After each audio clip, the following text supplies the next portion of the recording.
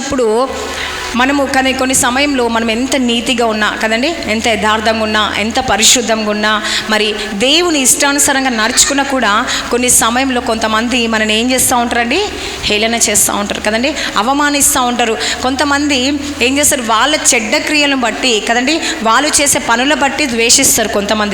కొంతమందికి చెయ్యని వారిని కూడా ఏం చేస్తారండి, ద్వేషిస్తూ ఉంటారు కదండి. హల్లెలూయా.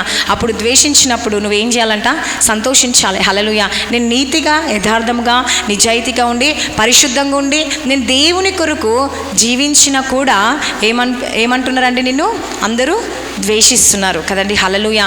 కానీ దేవుడు ఏమంటుండే, నీకంటే ముందు నన్ను ద్వేషించిరని మీరు గుర్తుపెట్టుకోండి. హల్లెలూయా.